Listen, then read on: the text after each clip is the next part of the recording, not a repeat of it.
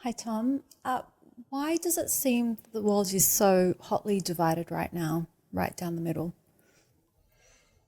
You know, I was asked this question during Paleontological Times in a different form. Two groups of cave people came to me and said, why is it that right now there are those people who live on that side of the valley and these people who live on this side of the valley, and we're all fighting over who actually owns the cornfield down there? And I'll give the same answer today that I gave back in Paleontological Times. It's the idea that you're going to get fulfillment if you have stuff. That is basically what's causing division. Because once you have that idea, and it's a mistaken idea, I will have fulfillment to the extent that I have land.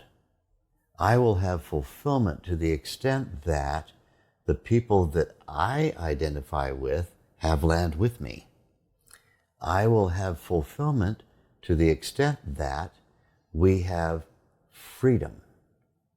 This word freedom is used by everybody. Al-Qaeda only wants freedom. ISIS only wants freedom. George Bush only ever wanted freedom. Everybody is like, freedom, freedom, freedom. I have to ask the question, freedom to do what? You have freedom with no bliss. That's dangerous. Absolutely everybody, some terrorist running around with a rifle in a schoolyard just wants freedom. Freedom to do what they want. So what is this freedom thing? We need bliss. We need bliss. Bliss frees us from a wrong concept. I will have fulfillment if ... acquisition. I will have fulfillment if I have that woman saying she loves me, or that man saying he loves me exclusively. Then I'll have freedom. No, you won't. You'll have happiness and fulfillment if, supposedly, ... I have a house in New York. No, you won't. You won't have fulfillment. I'm sitting here in New York City right now. There are millions of people who are sitting here who have a house. And they're not sitting around thinking, this was the secret of life. It's fulfillment. When we read the ancient texts of wisdom from all the cultures of the world, there's no line that says, a house in New York is nirvana. It's not. Liberation. So, every time we think to ourselves, if I get stuff, things, people, and just everyone leave me alone, and, I'm able to hang out with all the people who look like me and who sing the same songs as me and who are culturally the same as me, and we all have land, then we're going to have fulfillment. No, you won't. There's no historical evidence that any culture, any country on earth, any culture inhabiting a country ever had fulfillment because their culture inhabited a country. There's no evidence of this whatsoever. Because for any intelligent mind, the grass is always greener if you expand the boundaries. And you expand the boundaries further. And you expand the boundaries further. And so this idea that we'll just be fulfilled if we have all this stuff and everybody else just respect our boundaries that we've decided are our boundaries. When I look at a map of the world, a political map of the world over the last 2,000 years, and you watch how the boundaries all shift and change and change and change and change. Austria-Hungary was once this massive empire that went all the way to included all of Turkey and all the... Now you look at Austria as this little, Austria. But go back long enough, it was almost everything that you're looking at now as Europe and Asia Minor, as it was once called, Austria. You look at all these things. These boundaries are all just doing this. Countries that once existed don't exist anymore, and so on. It's all of this fluctuation. And if you put it like in a cartoon, page after page after page, like a flip book, you would just see nothing but undulating boundaries, and cultures that appeared, cultures that disappeared, and all of that stuff. So why is the division so sharp right now? Because it's always been sharp. We've always suffered from this idea that acquisition of land, acquisition of houses, acquisition of people, acquisition of agriculture, acquisition of resources, acquisition of technology is the answer and is going to make me fulfilled. And there's no evidence that it ever did. There's only one thing that makes you fulfilled. That is the fulfillment field. And that is not outside you. It's inside you. You can't get it outside. Nothing is ever enough outside. There's no enough of anything. You might say, I have, I'm a tahini lover, so I have, 6 months worth of tahini in storage. But then I could think, well, what if there's a war in all the tahini generating places of the world, and I might not get my tahini? Maybe I should get 12 months worth, but that might not be enough. Maybe I should get 36 months worth. Well, that might not be enough. How long am I going to live anyway? I might need, years and years and years worth of tahini in storage. Let me start hoarding tahini. For any intelligent person, no amount of anything is ever enough because it's all running out all the time. And if you ever think that your boundaries are going to be secure forever, look at a map, look at history. Everything's fluctuating and changing all the time, and that's always going to continue. What is it that's going to help you effectively get along without conflict with your fellow human being?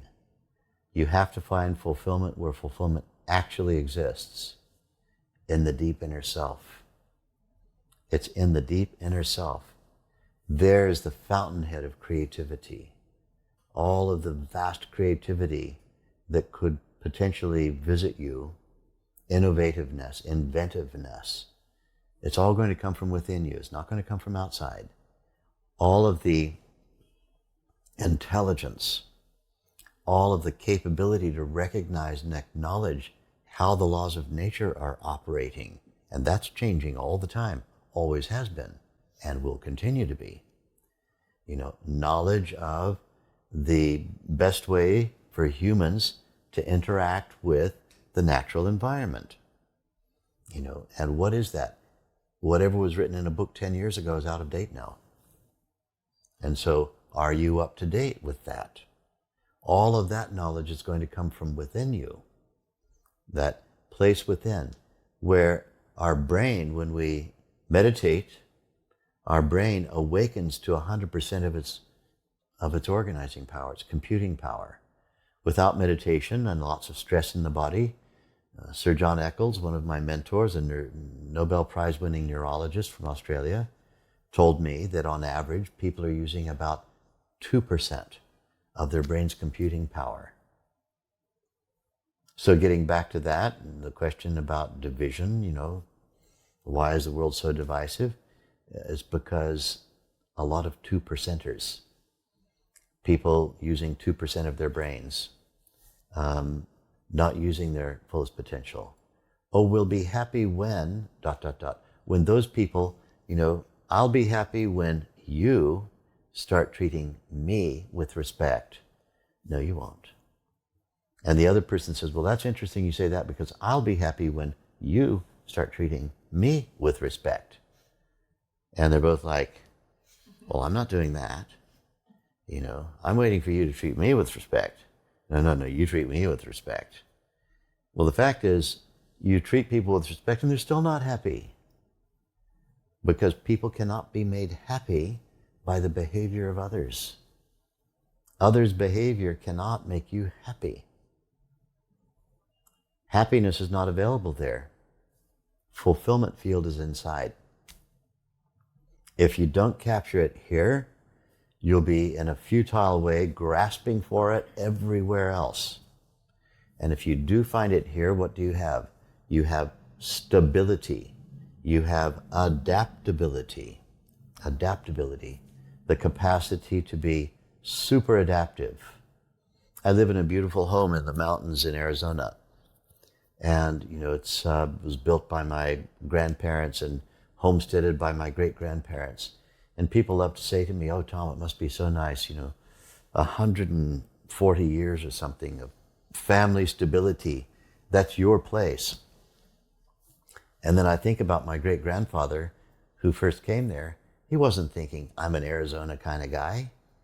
He was an explorer who came from Maine and, had made his way across the United States and found this wooded giant mountain area in Arizona and settled there. He wasn't thinking, "Oh, my great-grandchildren, everybody are going to be here." He probably wished that we'd all be explorers like him, moving constantly. That's what we humans were. That's in our DNA more than anything else.